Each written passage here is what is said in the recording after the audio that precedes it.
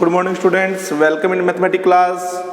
तो आपने देखा कि पिछले वीडियो में हमने आपको बेटा रूल नंबर 13 पढ़ाया था, यानी कि अंश की घात जो है वो हर की घात के बराबर आ जाए या अधिक आ जाए तो भाग दिया जाता है। ये हमारा रूल नंबर 13 था। ठीक है, आज हम बेटा 9.4 के कुछ प्रश्न है इस वीडियो में देखेंगे। तो हम सबसे पहले बात करते हैं इस प्रश्न की। ठीक है, यानी एग्जाम्पल नंबर 25 क्या कहता है। एग्जाम्पल नंबर 25 देखिए आपको बेटा कि इंटीग्रेशन बराबर आपके पास में है बेटा कि एक्स स्क्वायर प्लस में एक्स प्लस 1 अपॉन में एक्स माइनस 1 का whole cube into D X. ठीक है, आप कहेंगे सर अंश की घात हर से कम है, हर की घात 3 है, अंश की घात 2 है। जब अंश की घात हर से कम होती है तो बेटा आंशिक भिन्न का प्रयोग किया जाता है। तो यहाँ आंशिक भिन्न का प्रयोग करेंगे और यहाँ बेटा यहाँ रेखिक गुणनखंड है x माइनस 1, इसकी घात 3 है बेटा। इसकी घात कितनी है हमारे पास में 3 है, यानी कि घातों की पुनरावृत्ति वाला नियम लगेगा, यानी आप यहाँ टाइप नंबर 2 लगाएंगे। तो आप कहेंगे सर आंशिक भिन्न से, किससे बेटा, आंशिक भिन्न से हम इसको हल करेंगे। आंशिक भिन्न से तो देखिए x square plus x plus 1 बटा में एक्स माइनस 1 का होल क्यूब। बेटा इसमें अब आंशिक भिन्न लगाएंगे, आप क्या करेंगे, 3 घात है ना बटा में, तो 3 बार लिखा जाएगा। a बटा में एक्स माइनस 1, b बटा में x माइनस 1 का होल स्क्वायर। जितनी घात उतनी बार लिखा जाता है बेटा, इसको क्यूब तक लिख दिया। ठीक है, इसको हमने क्यूब तक लिख दिया। अब देखिए, अब यहां आप इसका क्रॉस मल्टीप्लाई कर दीजिए, इधर क्या बन जाएगा एक्स स्क्वायर एक्स प्लस 1। तो आप भली भांति जानते हैं कि अब हमें ए बी सी की वैल्यू यहां फाइंड करनी पड़ेगी। ठीक है, अब हर से आपको केवल और केवल a की वैल्यू मिलने वाली है, क्योंकि a की गुणनखंड है x माइनस 1, तो आपको x बराबर 1 ही मिलेगा। x बराबर 1 रखने पर कितना हो जाएगा, 1 प्लस 1 कितना 3। जिसमें x माइनस 1 है वो सारे जीरो हो गए, क्योंकि x माइनस 1 x बराबर 1 के लिए जीरो होता है। c बराबर आपके पास में कितना हो गया, 3 हो गया। c बराबर आपके पास में कितना हो गया बेटा, 3 हो गया। इसके बाद में ये देखिए आप, अब हम अपनी मर्जी से रखेंगे वैल्यू 0, तो 0 प्लस 1 तो कितना हो जाएगा बेटा 1। ये हो जाएगा a माइनस 1 का होल स्क्वायर प्लस 1 हो गया, और ये माइनस 1 और ये c की वैल्यू यहाँ 3 कर दीजिए। लो जी, अब आपको अगर 3 इधर आ जाएगा तो माइनस का 2 हो जाएगा, तो ये आ जाएगा a माइनस b बराबर माइनस 2। ये एक समीकरण बन गई है आपके पास में। अब आप इसी तरह से अपनी मर्जी से रख दीजिए माइनस 1 रखेंगे तो आप कहेंगे सर ये प्लस 1 माइनस 1 प्लस 1। ठीक है, फिर ये देखिए कितना आपके पास में a माइनस 2 का स्क्वायर हो जाएगा 4, और ये b माइनस 2, और c की वैल्यू आपके पास में है बेटा कितनी 3। ठीक है, तो अब आप कहेंगे सर 1 से 1 कट जाएगा, 1 बराबर हो जाएगा आपके पास में 4a माइनस 2b, और ये 3 इधर आ जाएगा तो कितना हो जाएगा माइनस का 2। अब 2 कॉमन ले लीजिए, 2a माइनस b बराबर कितना लिख दूं बेटा यहाँ पर मैं माइनस 1। ठीक है, कितना लिखते हैं बेटा माइनस 1, तो समीकरण 2 हो गई। अब इन दोनों समीकरणों को यहाँ हल कर लीजिए, a माइनस b बराबर माइनस 2, और ये आपके पास में है 2a माइनस b बराबर माइनस 1। ठीक है बेटा, दोनों को मैं आपस में घटाऊंगा इस प्रकार, तो आप कहेंगे सर कट गया, तो माइनस a बराबर कितना आ गया माइनस 1, तो a की वैल्यू बेटा आ गई हमारे पास में 1। जब a की वैल्यू बेटा 1 आ गई, जब हम यहाँ पर a की वैल्यू 1 पुट करेंगे तो आप कहेंगे सर b की वैल्यू आ जाएगी, देखो 1 माइनस, समीकरण 1 में बेटा मैं रख रहा हूँ, तो आप कहेंगे सर माइनस b बराबर माइनस 3, तो b की वैल्यू आ गई बेटा आपके पास में 3।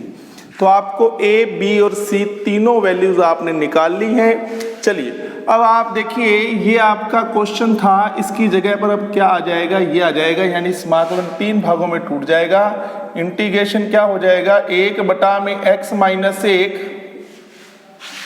फिर b 1 बटा में x माइनस 1 का होल स्क्वायर, और फिर c 1 बटा में x माइनस 1 का होल क्यूब। राइट, अब आप ये देखिए, मुझे आप ये बताइए कि 1/x² का समाकलन कितना होता है? 1/x² का समाकलन कितना होता है? ठीक है बेटा, तो बताइए कितना होता है बेटा? -1/x कितना होता है? -1/x, -1/x। और इसी तरह से 1/x³ का कितना होता है बेटा बताइए? तो x³ का निकालना है बेटा, तो आप इसको लिख लो x⁻³ तो ये कितना हो जाएगा? -1/2x²। ठीक है, तो देखिए इंटीग्रेशन बराबर कितना हो जाएगा? a log x plus b -1/x। बेटा वो तरीका मैंने आपको बताया था ना, देखिए कि 1/x² का समाकलन होता है -2/x³। तो आप इस 2 को यहाँ नीचे ले आइए इधर, तो बताइए 1/x³ का कितना हो जाएगा? -1/2x² समाकलन हो जाएगा। अदरवाइज आप घात की सहायता से भी कर सकते हैं। 1/x³ को लिख लीजिए आप x⁻³ x⁻³ का क्या हो जाएगा? x⁻n+1/n+1 वाला फॉर्मूला लगा के कर सकते हैं आप। ठीक है, तो आप कहेंगे सर ये कितना आ जाएगा? c -1/2x²। ठीक है, अब चलिए वैल्यू पुट कीजिए। a की वैल्यू 1 आ गई बेटा आपके पास में log x -1। b की वैल्यू बेटा आपके पास में 3 आ गई, तो हो जाएगा -3/x -1। c की वैल्यू बेटा आपके पास 3 है, तो कितना हो जाएगा? -3/2x -1² plus c। ठीक है, इस तरह से बेटा आप इसको क्वेश्चन का आंसर फाइनल निकाल सकते हैं। ठीक है, हो गया ये क्वेश्चन हमारा। चलिए इसको मैं इरेज कर रहा हूँ। एग्जाम्पल नंबर 25 था, इसी तरह से हम एग्जाम्पल नंबर लेते हैं 26। एग्जाम्पल 26 भी बहुत अच्छा है भाई, इरेज कर दूं मैं इसको। चलिए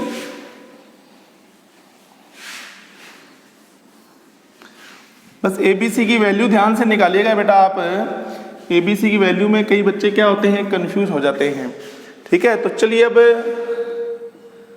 एग्जाम्पल नंबर हम 26 की बात करते हैं। तो इंटीग्रेशन बराबर 1/sin x प्लस कितना?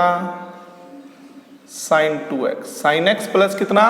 sin 2x। तो बताओ कैसे करेंगे आप इस क्वेश्चन को? देखो आप कहेंगे सर इस क्वेश्चन को करने के लिए आप क्या करें? सबसे पहले बेटा 9.4 के प्रश्न है सारे ये। sin 2x का फॉर्मूला लगाएं। sin 2x का फॉर्मूला क्या हो जाएगा?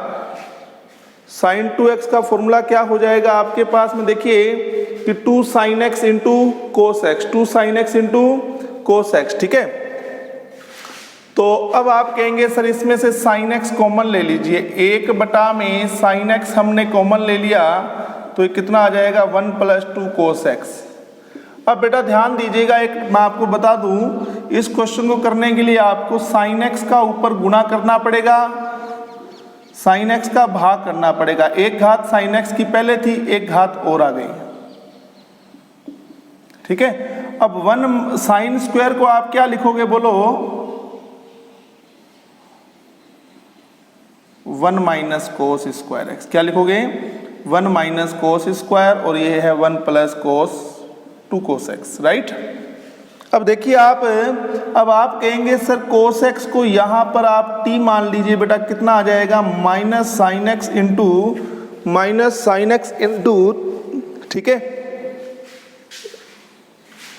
कितना आ जाएगा? -sin x इंटू dx बराबर dt। तो ये कितना हो जाएगा बेटा बोलो? sin x इंटू dx की जगह पर आ जाएगा -dt। तो आप कहेंगे सर इंटीग्रेशन बराबर कितना आ जाएगा? 1/(1 - t² एंड 1 + 2t), राइट, और यहां आ जाएगा माइनस का dt। अब ये माइनस आगे ले आइए आप। ठीक है, तो ये माइनस यहां आ गया, ये a² - b² है, तो इसको लिखेंगे 1 + t और 1 - t, और इसको 2t + 1 कर दो। कोई दिक्कत तो नहीं है बेटा आपको? अब यहां ये 1 - t है ना, इसमें से माइनस कॉमन ले लेना बेटा आप। तो क्या हो जाएगा? 1/t + 1 and t - 1 and 2t + 1 into dt।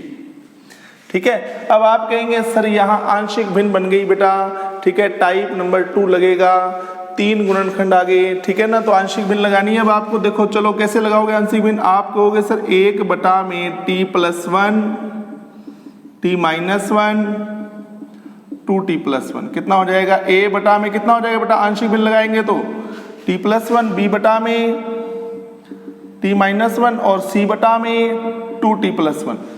अब आप कहेंगे सर क्रॉस मल्टीप्लाई कर दीजिए तो 1 बराबर कितना आ जाएगा, t+1 कट जाएगा, कितना आ जाएगा t-1 2t+1। फिर ऐसे ही b के गुना में t-1 कट जाएगा, क्या आ जाएगा t+1 एंड 2t+1, और फिर c के गुना में t+1 इंटू t-1।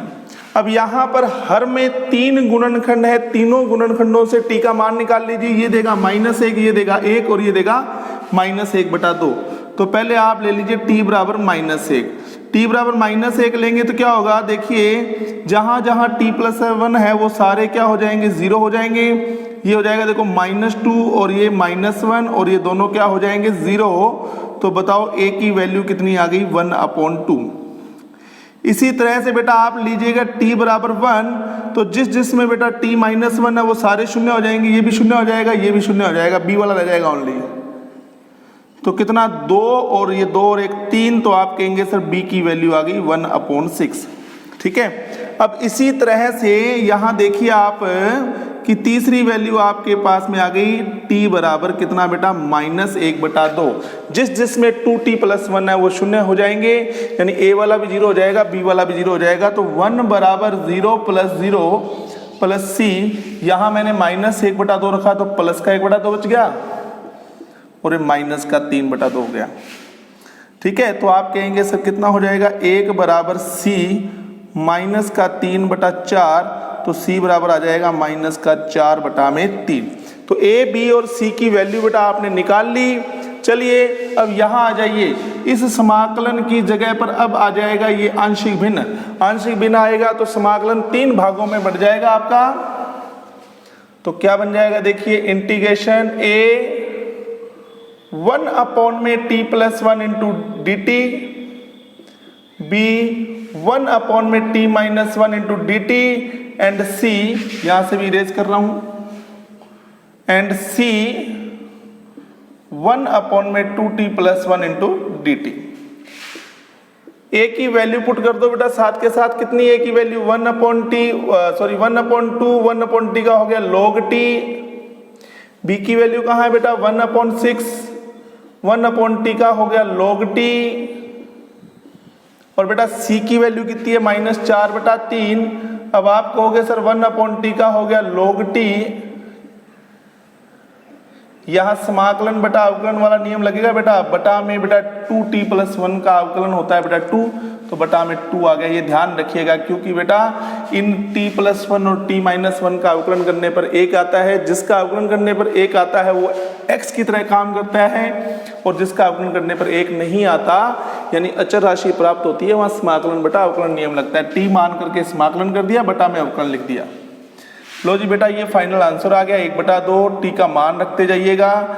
t का मान क्या था आपके पास, cos x, तो यहाँ आ जाएगा cos x + 1 1/6 cos x -1 और +4 2/3 log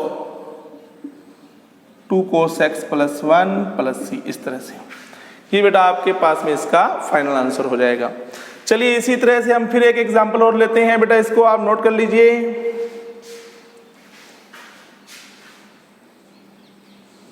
एग्जाम्पल नोट कर लिया बेटा आपने ये। अब आ जाइए क्वेश्चन नंबर 7 पर, इरेज कर रहा हूं बेटा।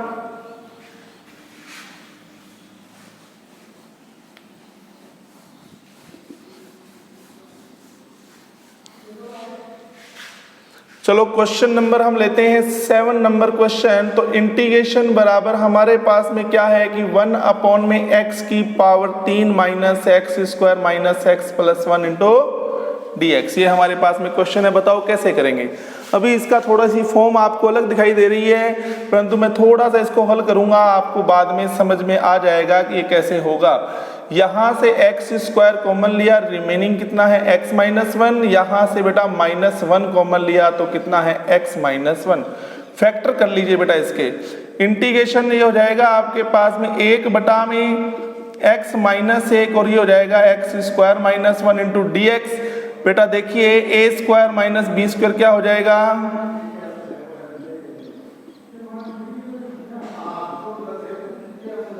ठीक है। तो अब x माइनस 1 का x माइनस 1 से गुना करेंगे,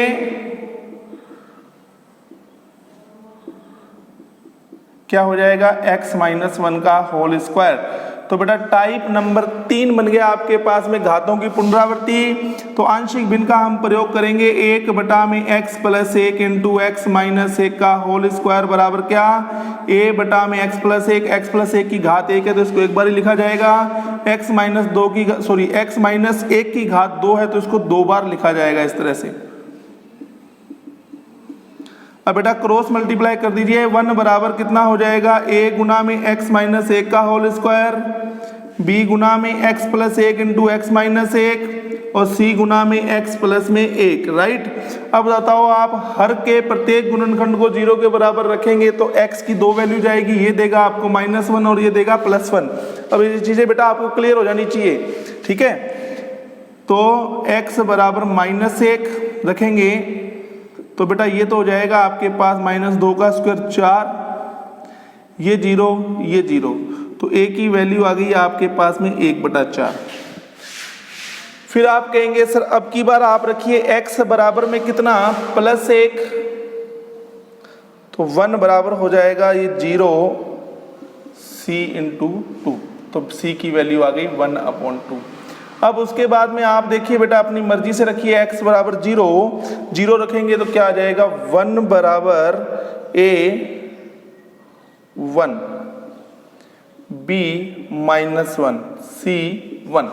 अब यहां पर आप क्या करें, a की वैल्यू आपके पास में है 1/4, b की वैल्यू हमें फाइंड करनी है, c की वैल्यू है 1/2, b इधर आ जाएगा 1/2 और 1/4 3/4 -1, तो आप कहेंगे सर b की वैल्यू आ जाएगी -1/4, ठीक है। और इसका डायरेक्ट आप समाकलन कर देंगे, समझ ही गए, समाकलन 3 भागों में लिखा जाएगा, ठीक है। तो इस क्वेश्चन को आप पूरा कर लीजिएगा बेटा। देखिए बस a b c की वैल्यू सही होनी चाहिए बस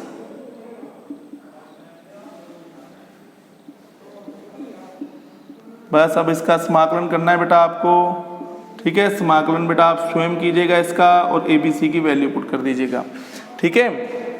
तो वैल्यूज आप दोबारा चेक कर सकते हैं, एक यहाँ x प्लस 1 था होल स्क्वायर आ गया, यहाँ x माइनस 1 की एक घात और x प्लस 1 दोनों आ गए और x प्लस 1 आ गया।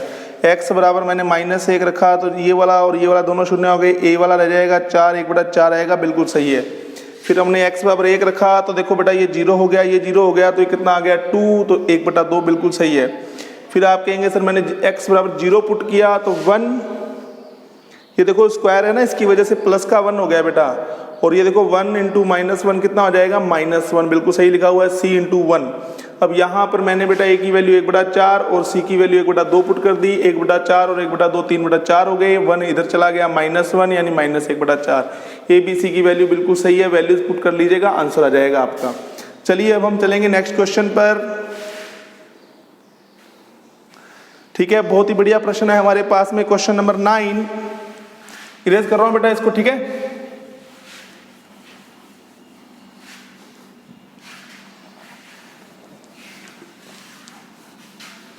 क्वेश्चन नंबर 9 बेटा पढ़ लीजिए, क्वेश्चन क्या है, ठीक है। आपका जो मेथड है, चलो आप बताइए कौन सा मेथड लगेगा, इसको देख के जरा मुझे बताइए कि कौन सा मेथड इस क्वेश्चन में अप्लाई होने वाला है। देखिए बोलो बेटा कौन सा मेथड लगाया जाए इसमें, तो बेटा इसमें लगेगी वियोजित विधि। कौन सी विधि लगेगी, वियोजित विधि। अब आप कहेंगे सर ऐसे कैसे लगेगी, तो देखो बेटा आपको बताते हैं कैसे लगेगी, देखो आप, ठीक है। आपको बेटा x² बचाना है, ऊपर क्या बचाना है, x², ध्यान से देखिएगा बेटा, ठीक है। कुल मिला के इसको तोड़ना होता है यार, बैलेंस करना है इसको, ठीक है ना, अलग अलग करके इनको बैलेंस रखना है, वापिस ये आना चाहिए। तो देखो अचर की आवश्यकता नहीं है ना, अचर को काटने के लिए यहाँ a² से गुणा करो, यहाँ b² से गुणा करो। अब ये a b² इससे गुणा होगा तो a² b², ये बनेगा a² b², बीच में लगा दो माइनस का चिन्ह। अब जरा एलसीएम लेके बताना क्या बनता है। चलो करो एलसीएम लो। चलो आपको कैसे ऊपर बनेगा a square x square plus a square b square minus फिर b square x square minus a square b square. अब देखो अचर से अचर कट रहा है ना, ठीक है, पर चर क्या बच रहा है वो देखिए आप। चर बच रहा है बेटा a square minus B square into x square. हमें तो केवल एक्स स्क्वायर चाहिए, कोई बात नहीं। ये क्या चीज है? अचर। अचर को बेटा आप क्या कर सकते हैं, अचर से बाहर भाग भी तो दे सकते हैं, क्योंकि अचर राशि कभी भी समाकलन के अंदर जा सकती है, कभी भी बाहर आ सकती है। ये बात अगर आप समझ गए तो आपका क्वेश्चन कंप्लीट हो गया।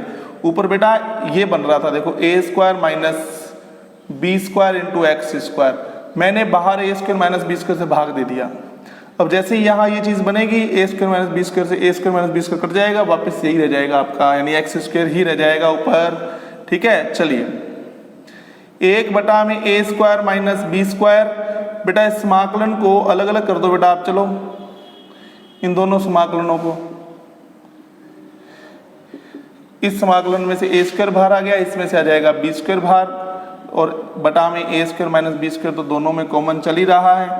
अब यहाँ दोनों tan इनवर्स के सूत्र है बेटा, 1 में x square plus a square, क्या फॉर्मूला होता है बताओ? तो आप कहोगे कि 1 में ए tan इनवर्स एक्स अपॉन में ए, और ये हो जाएगा बी स्क्वायर अपॉन में A square minus B square. इसका फॉर्मूला क्या हो जाएगा? 1 में B tan inverse X upon में बी प्लस में सी। तो आप a से एक घात कट जाएगी, यहाँ b की एक घात कट जाएगी, आंसर क्या आ जाएगा आपके पास में?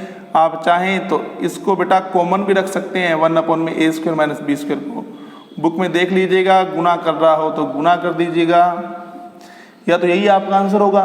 अगर 1 में A square minus B square को अगर बाहर ही रख रहा है वो, तो आप भी कॉमन ले लो वापिस। अगर मान लो इस तरह का आंसर आ रहा है ना, मान लो जिसमें ए स्क्वायर माइनस बी स्क्वायर, अगर मान लो 1 में A square minus B square बाहर है, तो बेटा आप यहाँ पर गुना करना ही मत, इसको बाहर ही रखना, ठीक है। और अदरवाइज आप इनको गुना करके अलग अलग करके, अगर मान लो यही आंसर आ रहा है तो अच्छी बात है, अगर नहीं आ रहा तो 1 ए स्क्वायर माइनस बी स्क्वायर को कॉमन ले लीजिएगा, ठीक है। तो बेटा आज के लिए धन्यवाद।